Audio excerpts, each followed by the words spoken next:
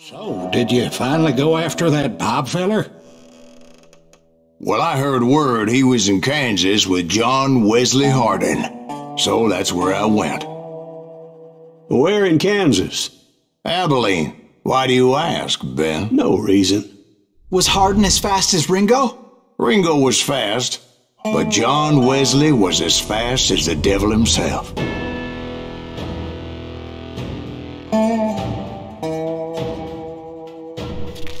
Hell, he killed his first man at 15. From that day forward, he had a price on his head and wouldn't back down for nobody, not even Wild Bill Hickok himself.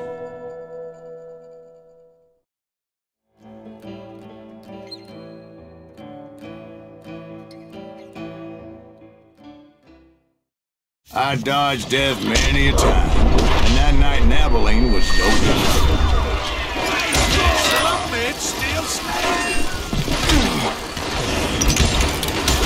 I was there with the intention of finding that bastard Bob and collecting the bounty on John Wesley.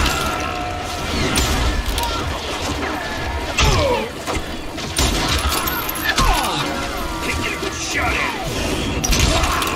I thought the Texas Rangers got Hardin. Yeah, that's what they want you to believe.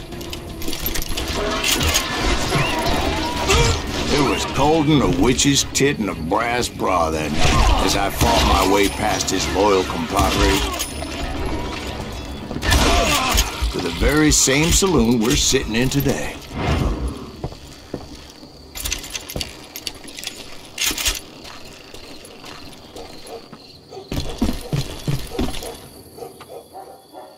Look around and imagine this place painted in blood.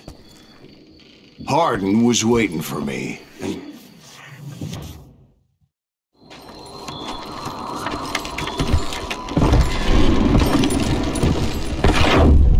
Wait, I'm jumping the gun here. Let me back up and give you some background on this sumbitch. He deserves that much. Don't you think so, Ben? John Wesley Hardin was a killer. By the end, he confessed to taking the lives of 42 men. He was a bona fide folk hero by then, and had amassed a gang of armed miscreants and other assorted thugs. He and his men set up camp outside of town, and I was hoping Bob was among them. God damn it! Shoot that son of a bitch! They didn't ask why I was there. They knew. As most of them were wanted as well. I figured Hardin was here somewhere, but to get to him, I'd have to get past his gun hands. I had to spill a lot of blood to find out Hardin wasn't in that camp. He was carousing in town with his closest friend. Hardin's boys apparently didn't want me to reach the Bull's Head. Some were hightailing it into town to inform their jefe of my unwelcome presence.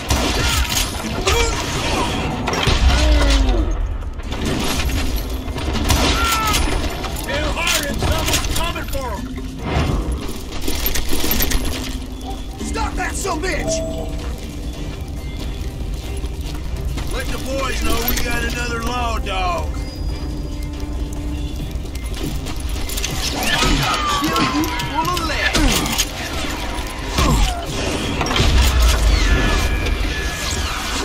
Son of a bitch!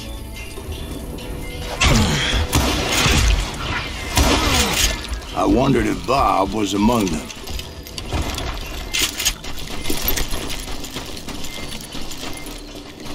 And I steeled myself for the fight ahead. For as good as I was, deep down I wondered if John Wesley wasn't just a little bit better.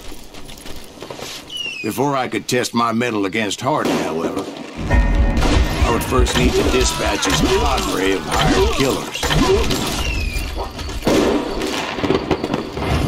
Most of these degenerates were beyond redemption, but John Wesley might have been a different story.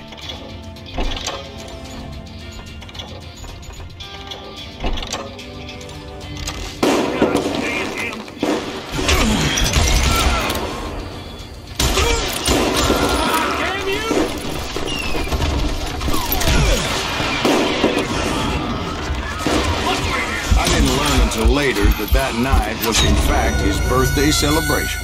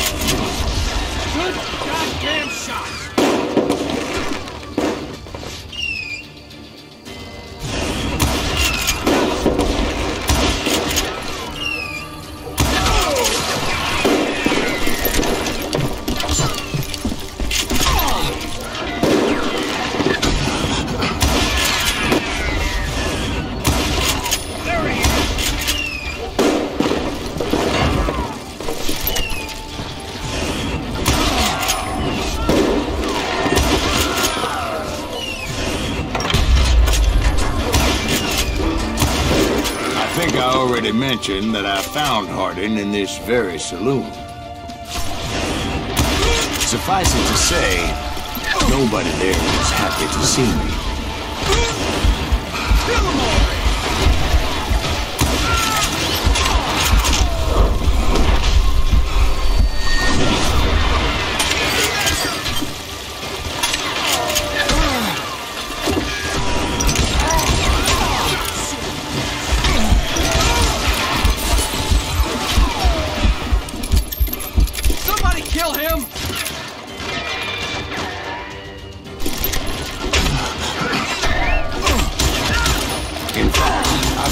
Certain hostility. Stupid son of a bitch!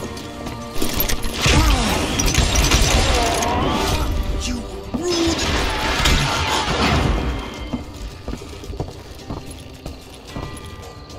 That's right! Run! I was disappointed that neither Bob nor John Wesley were among the dead. But that was short-lived. As a moment later, I was facing down the fastest gun in the West.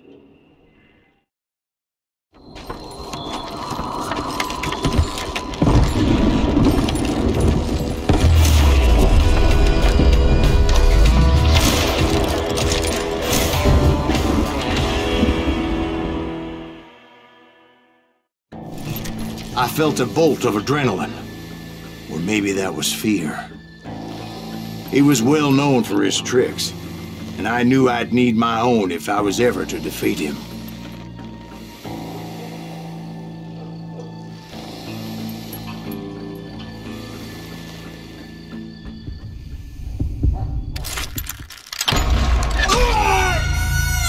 No, wait! He didn't hit me then. I'm sure of it.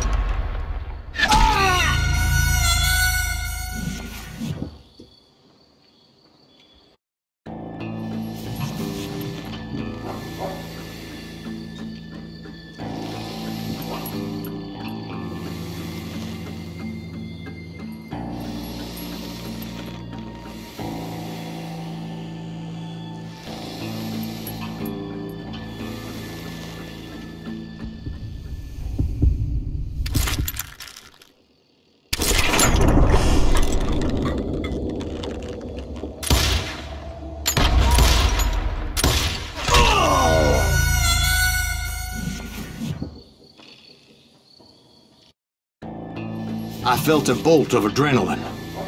Or maybe that was fear.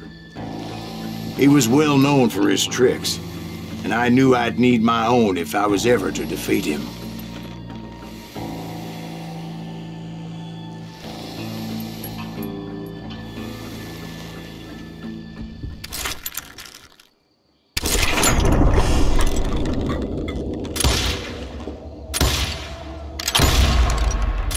That man was faster than greased lightning.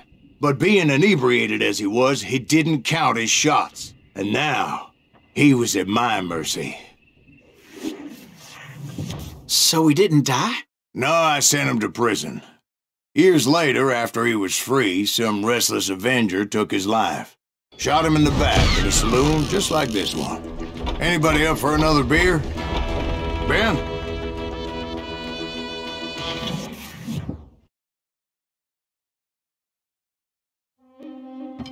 Thank you, darling. Yeah, some say revenge is a dish best served cold. So whatever happened to that Bob guy you were after? Personally, I'd like to hear some of your other adventures. Like, I don't know, did you ever go toe-to-toe with a red man?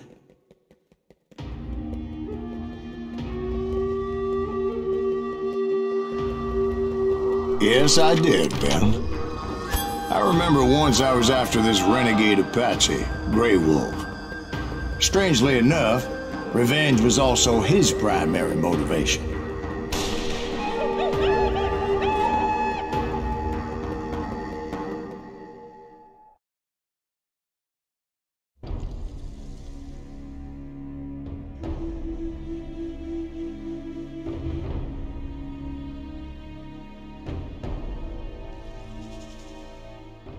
A bounty was put on Grey Wolf's head, and that's how I came to hunt him in the mountains.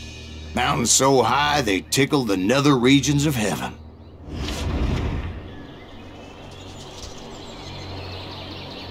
Grey Wolf was a Chiricahua Apache medicine man who had led a war party in revenge for a massacre against his people. The U.S. Army had attacked his tribe during his daughter's sacred sunrise ceremony, and the slaughter was unspeakable. I understood his anger, as there's nothing more traumatic than seeing those you love die in a cruel and painful death.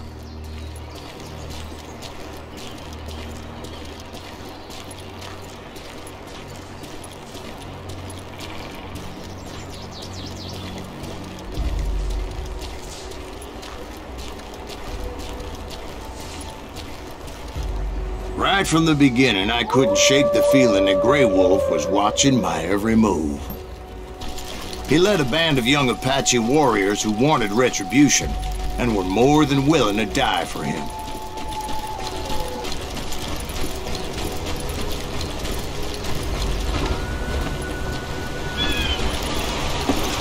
They saw me before I saw them.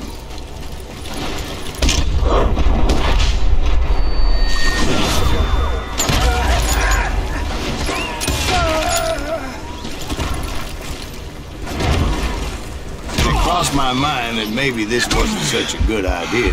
But now that the shooting had started, there was no backing down.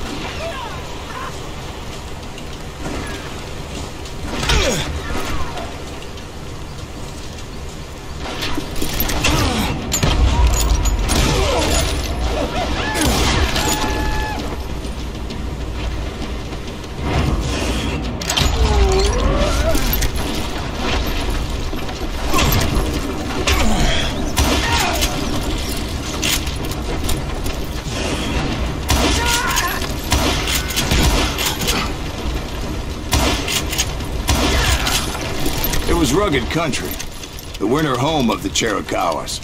And that's why they had retreated.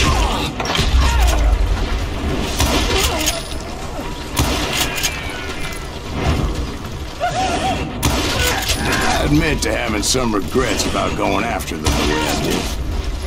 But then again, I got a lot of those.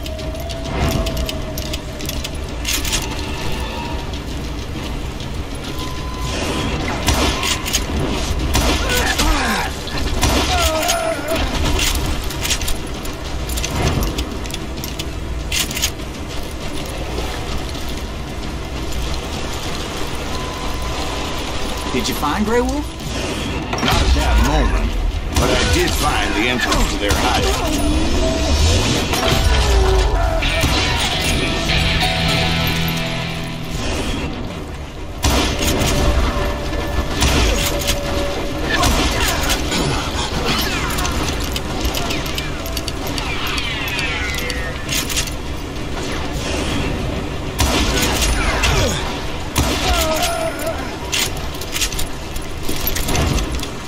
Deep crevice that led to a deeper cave. Don't tell me you're in there. Yeah, but it's not out of bravery so much as pure, angry cussedness.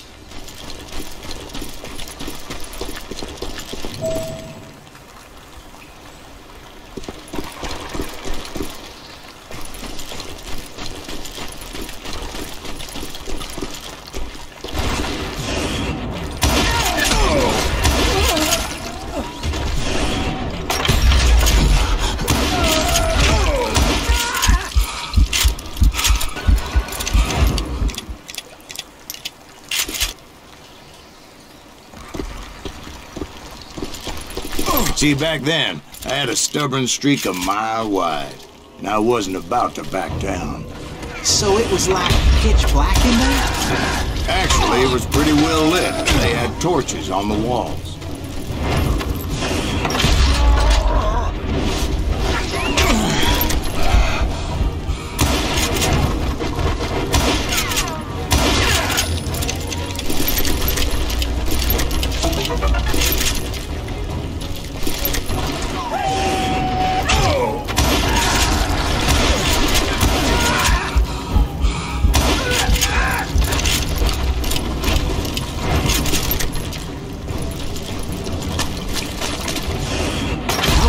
His cave. Big as hell, Ben. The Chiricahua had hid out there during the Indian Wars.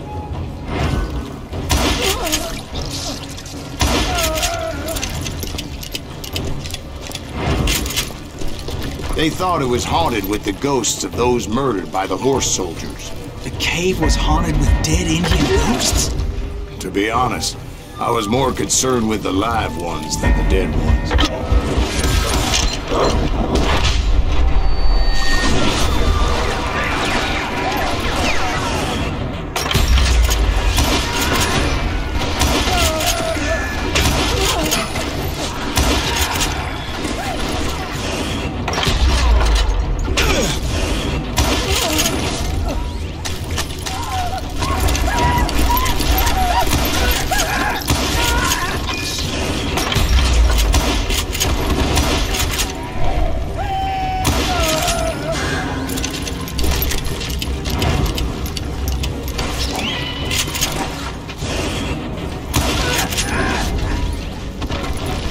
How come you know so much about engines? A few years back, I was married to two Mescalero women. At the same time? Yeah, they were sisters. Polygyny is traditional among the Mescalero. So what happened? Oh, I had to get out of there. Those girls never shut up. Both of them nagging at me all the time. Drove me half crazy. Haven't seen them since. No, I mean, what happened with Grey Wolf? Oh, well, I pursued him into the Cave of Death. I came upon this flooded grotto, and that's when I saw him. He came to me unarmed and unafraid. His voice echoed in the shadows, and I sensed he meant me no harm. You carry great darkness in your heart, and if you do not release it, it will claim your soul. The sound of his voice put some kind of ancient Indian spell on me.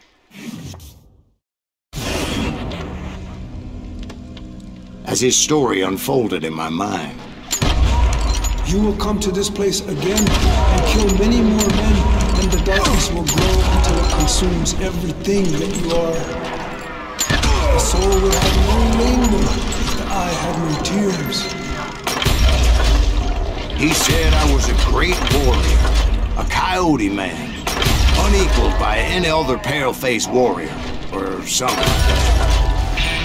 The snakes will bite shadows of your past until a venom poisons your heart, and an echo of the song of the dead summons the spirits deep from within the mountains. I didn't quite get what he was saying, but there were definitely snakes. And indeed, his warriors surrounded me and attacked me like hungry wolverines. They couldn't stop me, though, and Grey Wolf wasn't in the mood for idle talk.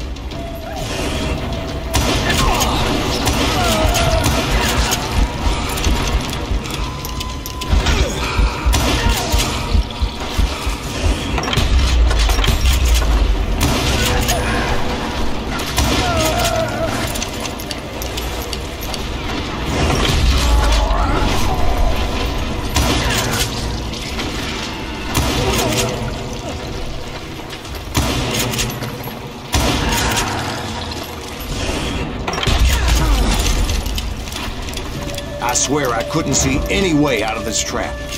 But suddenly, one just appeared. Kind of like a miracle.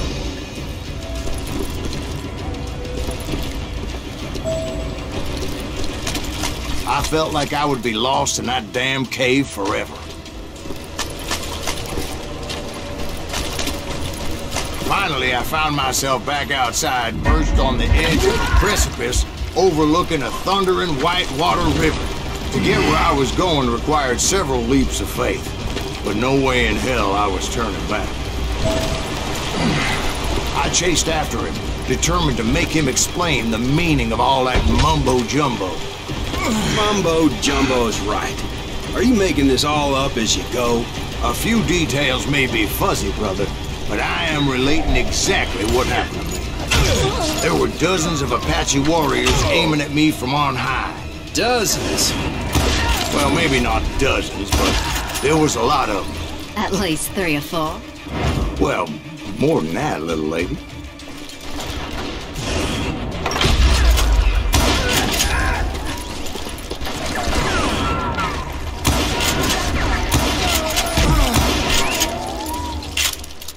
I had a steep climb up creek ahead of me and scrambled up those rocks like a mountain goat. I was determined to locate Grey Wolf and find out exactly what the hell he was trying to tell me. And wouldn't you know it, that crafty son of a bitch led me right into a trap. What kind of trap? Well, son, there had to be at least 100 Apaches around me.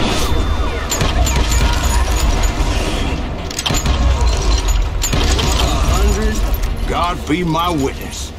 Oh, come on. Who are you kidding? Hey, I believe you. Come on, tell us how it ended. All right, but I'm not gonna drag this out. Where were we? You were surrounded by 100 Apache warriors. Well, I didn't take the time to count them exactly, but there were a lot of them.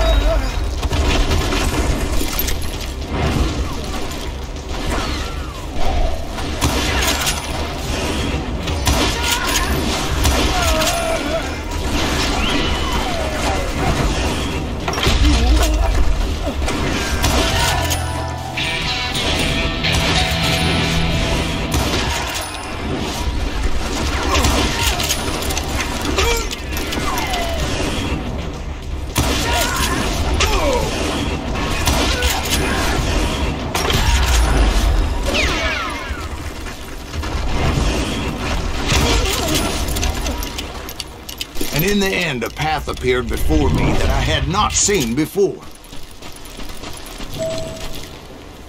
I followed it as I desperately needed to find out what Grey Wolf was trying to tell me. But it was like that son of a bitch disappeared into thin air.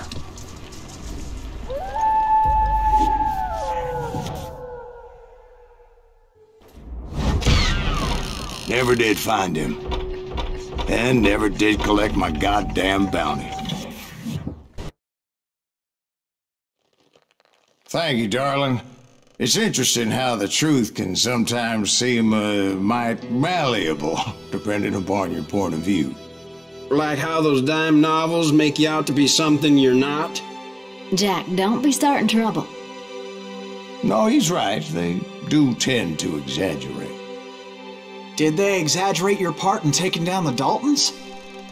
Well, I was there in the flesh, boy, so I saw what happened firsthand.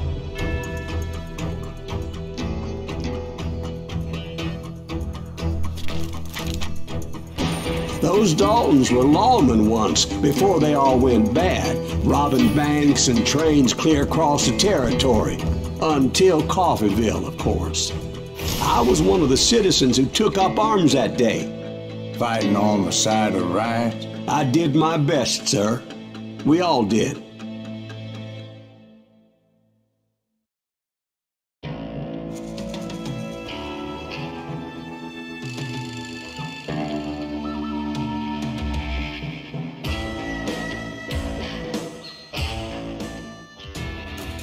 It was early morning. One of my friends was a local gunsmith, and he handed out firearms to anybody who'd take one. You see, the Daltons got it in their heads to rob 2 banks at the same time.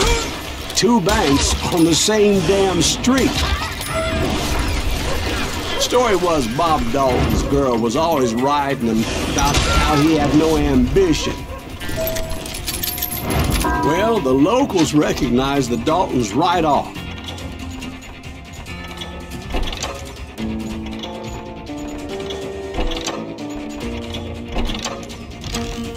Before they could get away, half the town took up arms to defend their property. Their first mistake was pulling a job in their own damn hometown. The boys grew up in Coffeeville, so everybody knew them. Put some holes in them!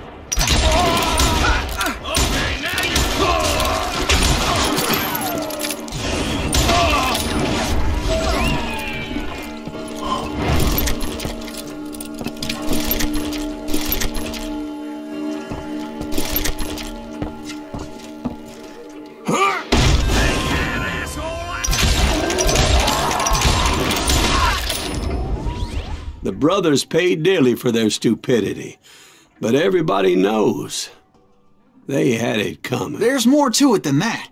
I read all about that day, so I know for a fact that it went down very differently. First of all, it was high noon. A posse of U.S. deputy marshals were on the rooftop across the street. Get ready, boys. They're gonna make a move. The Raw men had been tracking the Daltons for months, and now they finally had them dead to rights. Among them was a bounty hunter feared by many a lawbreaker. This man had no intention of letting the Daltons slip away. The marshals tried to get the Daltons to surrender. They'll give up eventually. We just gotta wait the son of the bitches out. But this bounty hunter knew that the brothers were far too proud to ever lay down their guns.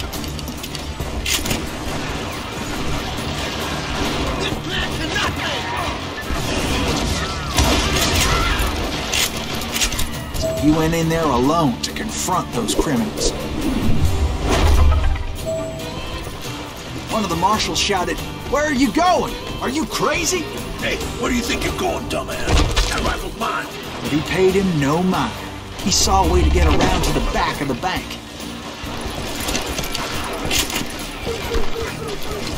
Then he figured out how to hit the Daltons from a direction they weren't expecting.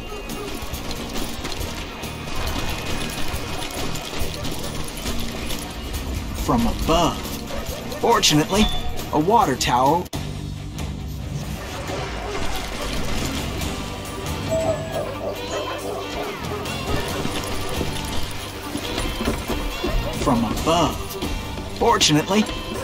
tower was right there. A moment later, he was climbing up a steep ladder, laughing at danger as he did. was brave men like him who risked their lives to tame this wild country.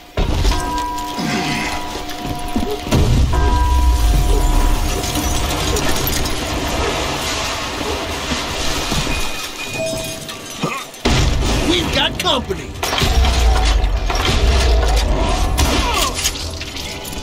Heroic men like him who did what other men couldn't or wouldn't to make this country free. Is that Jim Silas Booth, Greaves? Davy Crockett, Son of a died bitch! defending the Alamo.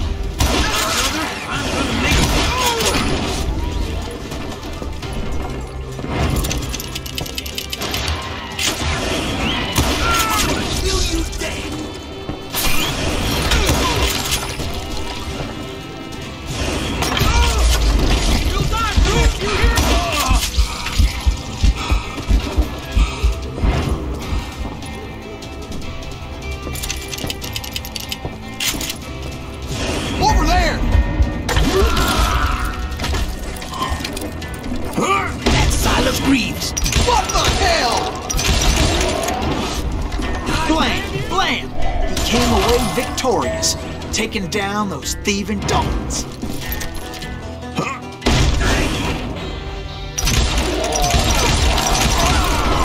His name was Silas Greaves, and when the dust finally settled, he was the last man standing.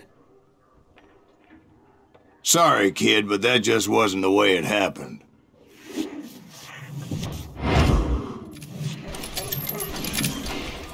It was early evening, not high noon. The Daltons blew up a safe, and were all set to hightail it out of there. Those pathetic deputies surrounding the bank were dropping like flies.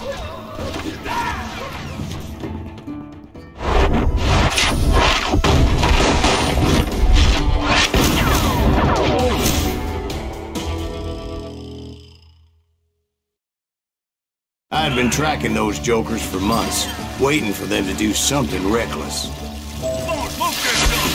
And finally, they did.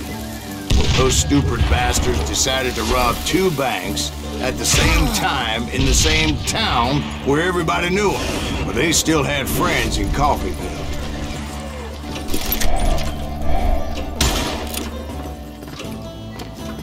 Oh, now what?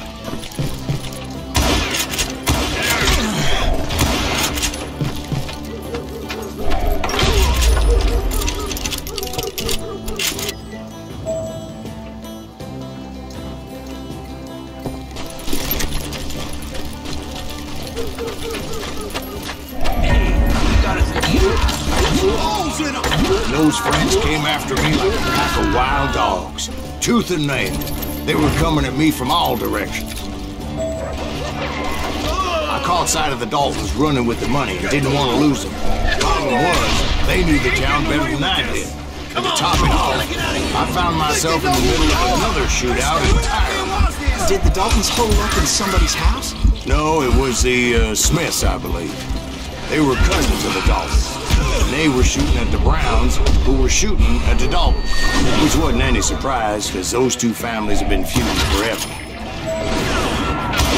And since the Joneses are related to the Browns, they shot at the Smiths, pissing off the Heimhoffers, whose daughter recently married a Smith.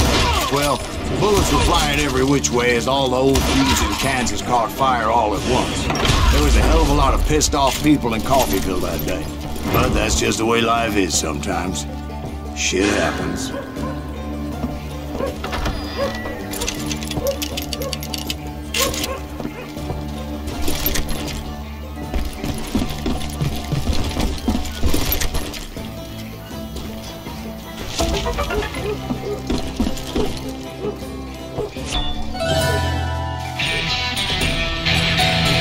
The Dalton boys knew I would never give up. Those Daltons weren't the sharpest knives in the drawer, but they always stood together. They set a trap to slow me down and allow at least two of them to escape. The third brother stayed behind to plant me, just in case that trap of theirs didn't work. It was Emmett, the youngest, and he decided to stand his ground and face me down. I ain't afraid of you, Silas Greaves. This is where it ends for you.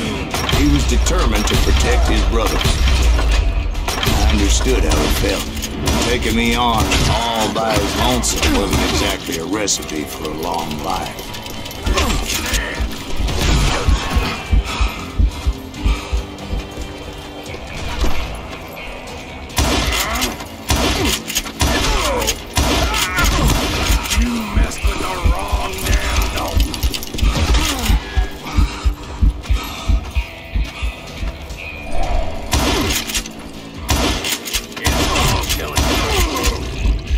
But Emmett Dalton survived the robbery in Coffeyville. He's the only Dalton who did. They say he was shot 23 times. Well, Dwight, who do you think put all those damn holes in him?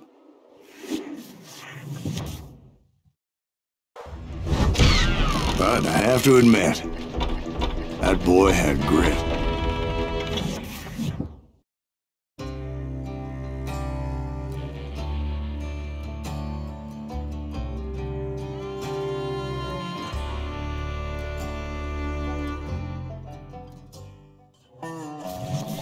We'll get those suckers! It took me a couple of days to track the Daltons down. They can't get away with this! And in that time, a whole posse of local vigilantes offered to lend a hand.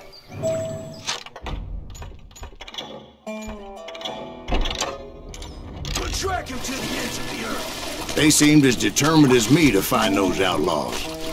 But as we headed into those swamps, it was like I had my own private army. There was no way those boys were getting away this time.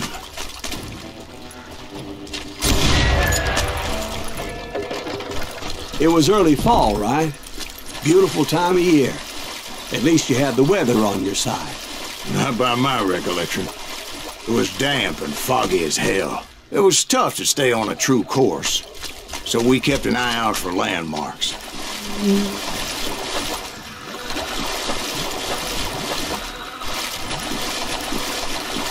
It was autumn. The maple trees were in full color, red as blood.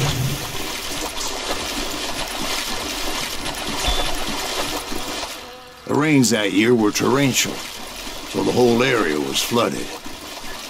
The vigilantes had spread out wide, and pretty soon I couldn't see anybody.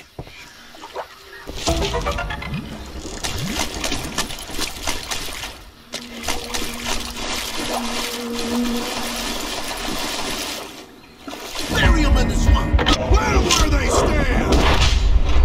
Except for some bitches ahead of me wanting to do me harm.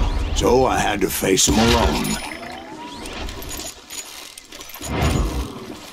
I wondered why my compatriots didn't come running when they heard the shots.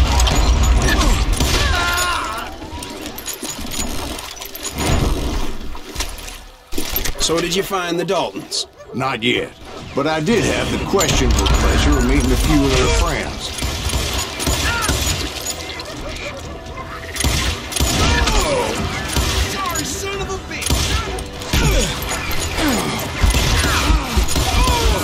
The boys had established quite a reputation by that time, so they attracted all manner of riffraff to their cause.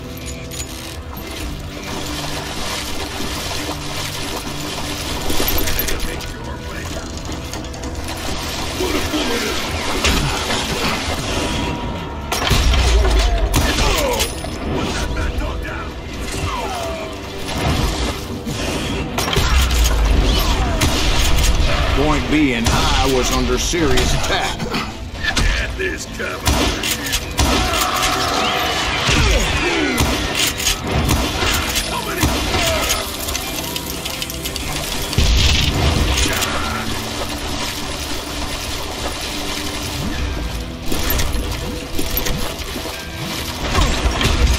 And my reinforcements was nowhere to be seen.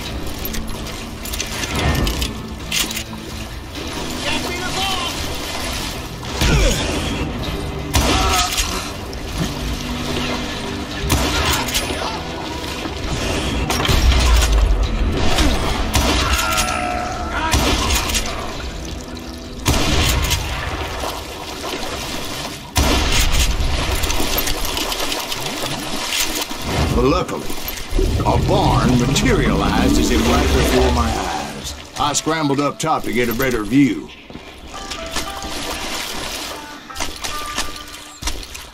but just ended up falling inside. So, how did you get out? The barn doors was open. About right then, I saw some suspicious characters running for the bushes. Of course, I followed them. But that goddamn swamp was like a goddamn maze, and pretty soon I had no goddamn idea where I was. Steve? So I just started walking, and pretty soon...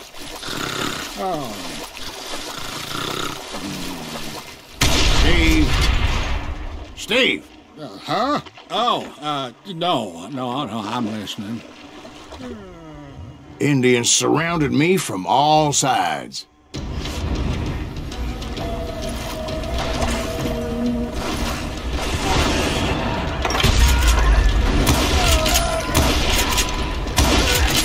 Indians? There were Indians? No.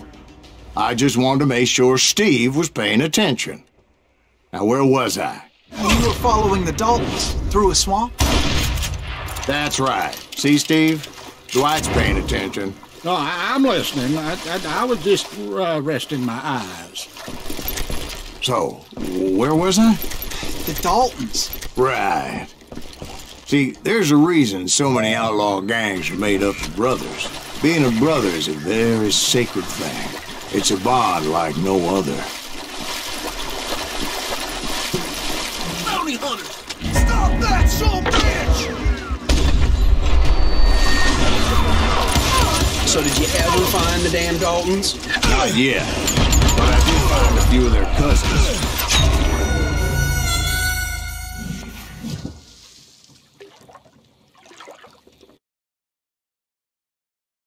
Bounty hunters! Stop that, son of a bitch! So did you ever find the damn Daltons? Not yet, but I did find a few of their cousins. You Kansas breed like rabbits. Morris Smiths or Heimhoffers or who knows what. Bounty hunters! Stop that, son of a bitch! Eddie!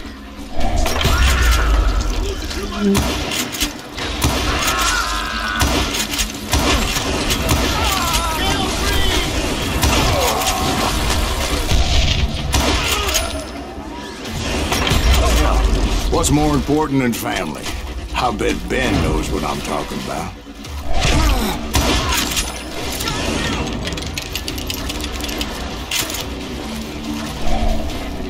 Kill that goddamn! I think I winged it!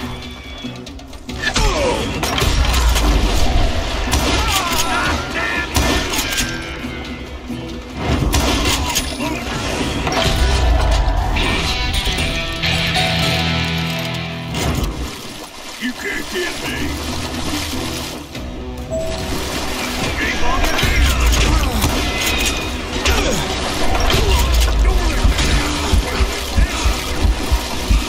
There he is.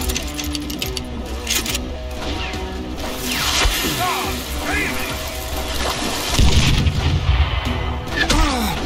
In for the kick.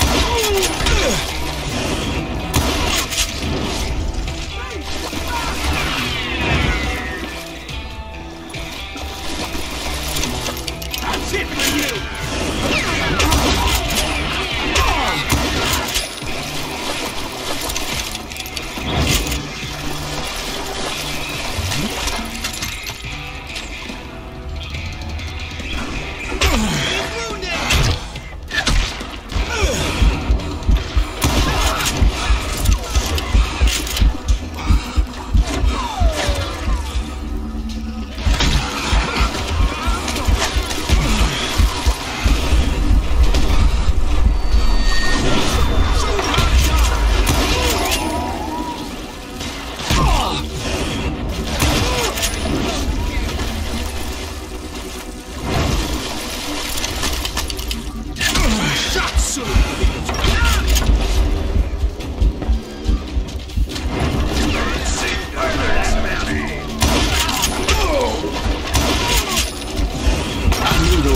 Boys were out out there somewhere, standing together against anyone who would threaten them.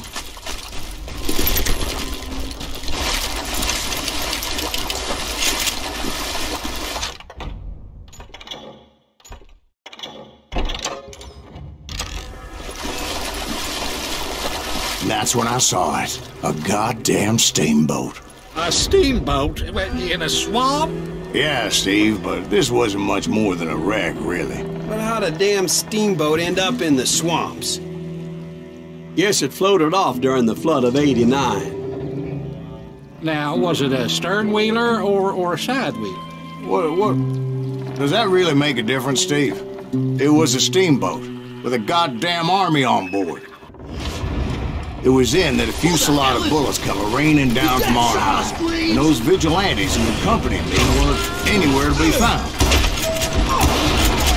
But among those men that were shooting at me, I thought I saw some familiar faces.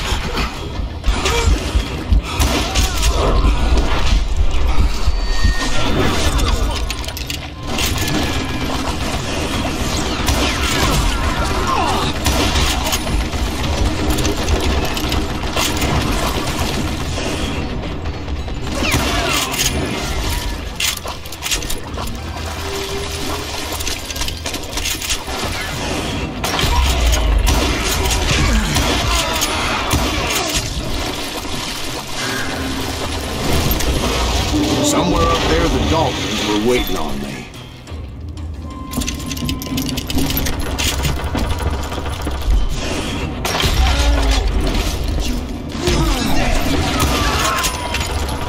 Sounds like you don't give up too easy. That's the kind of man I am, Bill. I set out to do something. I do it. Surrender just ain't in my nature. Plus, I'm stubborn as hell.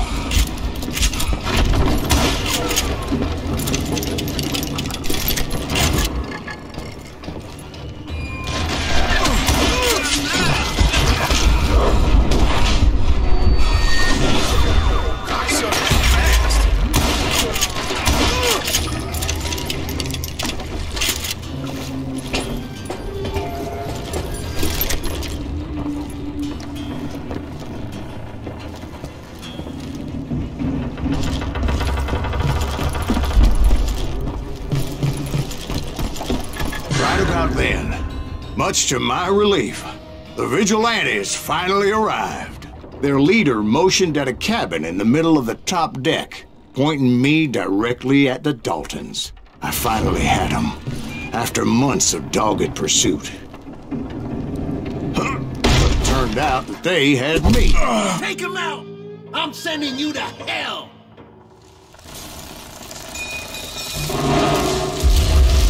The Daltons had played me like a fiddle. Apparently, the vigilantes were on their damn payroll. They didn't just want to shoot me. They wanted to burn me alive. But finding my way out of a burning labyrinth proved to be quite a challenge. It was a riverboat, right? I mean, it's not like it was a goddamn ocean liner. Oh, yeah, but I was in a Did you fight. hear about that ship that's been launched next year? Launched as one to one. You're talking about the Titanic. If you ask me, it's too blessed big. I don't think it'll even float. So anyway... Don't be stupid, Steve. They know what they're doing. They say that the Titanic is unsinkable. Oh, God. But getting back to that steamboat, how did you get off it, Mr. Breeze? I took in a lot of smoke that day, so I admit my recollection might be a bit hazy. But somehow I managed to finally disembark. It was time to settle this once and for all.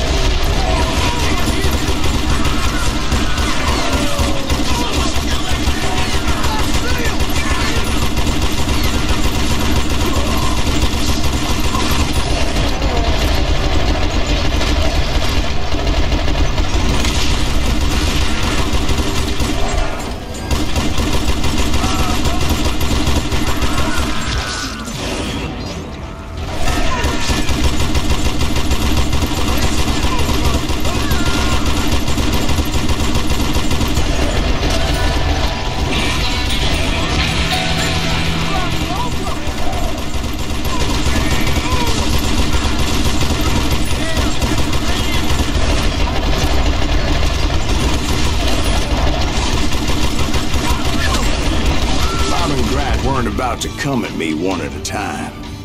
They were in this together. Two brothers side by side, determined to take me down. Confident that this time the odds were on their side.